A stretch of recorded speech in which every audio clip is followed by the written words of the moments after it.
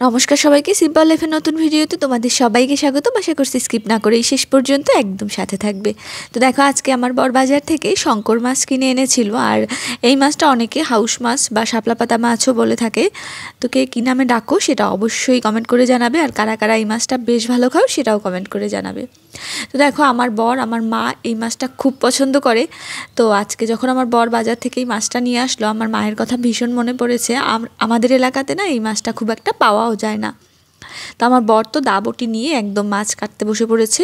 ও দেখো, উপরের নিচে যে চামড়াটা সেটা এভাবে বটি দিয়ে তুলে ফেলেছে পুরোটাই। আর ওইদিকে আমি মশলার জন্য এখানে পেঁয়াজ, আদা, রসুন, কাঁচা লঙ্কা, টমেটো, আলু সব কিছু কেটে নিয়েছি।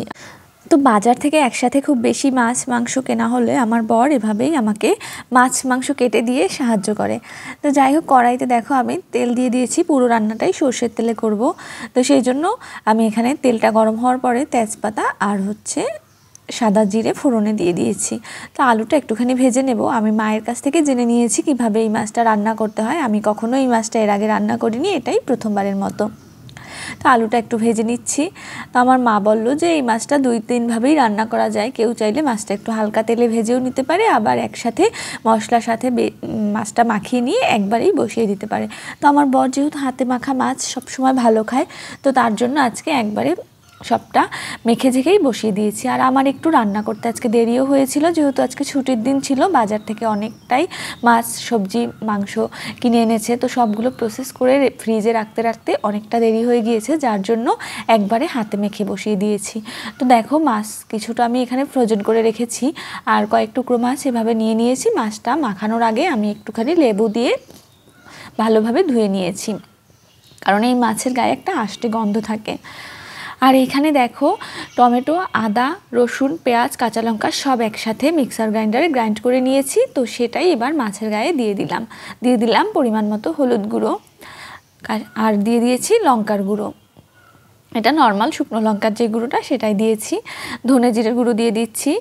আর আমি শুকনো লঙ্কার গুঁড়োটা একটু কম করে দিয়েছি, কারণ আমরা কেউই শুকনো লঙ্কার গুঁড়ো বা শুকনো লঙ্কা খুব একটা খেতে পারি না, তাই কাঁচামরিচের ঝালেই আমরা সব রান্না করি।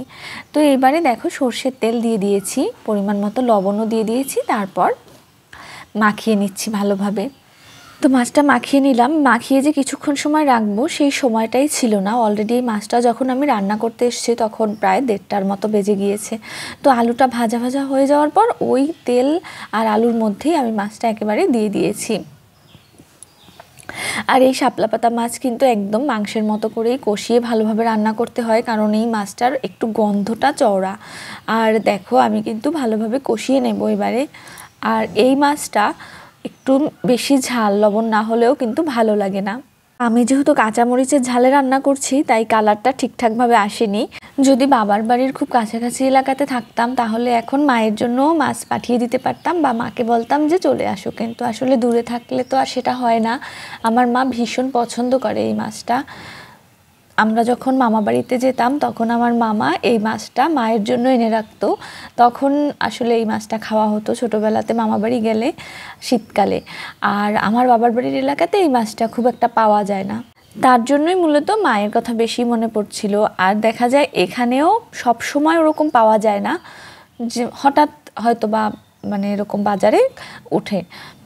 তো আজকে যেহেতু আমার বরের চোখে পড়লো, ও নিয়ে আসলো। আমরা এর আগেও একদিন এই মাছটা আমাদের এখানকার বাজারে দেখেছিলাম। তো দেখো, আমি কিন্তু মাছটা ভালোভাবে কষানোর পরে অল্প একটু পরিমাণে জল দিয়ে দিয়েছি, আসলে আলুটা সিদ্ধ হওয়ার জন্য। মাছটা কিন্তু কষাতে কষাতেই প্রায় অনেকটাই সিদ্ধ হয়ে গিয়েছিল। আর এই মাছ সিদ্ধ হতে খুব বেশি সময় লাগে না, একদমই নরম। তো দেখো, ঝোলটাও প্রায় টেনে গিয়েছে। আমি এবারে একটু গরম মশলা দিয়ে দিলাম, আর লবণটা চেক করে নিয়ে এবারেই মাছটা নামিয়ে নেব। আর একদিন এই মাছটা আমি ভেজে রান্না করব, তো সেই রেসিপিটাও তোমাদের সাথে শেয়ার করব। তো এবার আমি মাছটা নামিয়ে নিচ্ছি। খুব বেশি ঝোল রাখিনি, একদম কষা কষা করে রান্না করে নিয়েছি আজকে। তো রান্না কমপ্লিট। আমার এই শঙ্কর মাছ রান্নার ভিডিওটি তোমাদের কাছে কেমন লেগেছে সেটা কমেন্ট করে জানাতে ভুলবে না। ভিডিওটি একটু ভালো লেগে থাকলে লাইক, কমেন্ট, শেয়ার, সাবস্ক্রাইব করে আমার পাশে থাকবে। ধন্যবাদ সবাইকে, টাটা।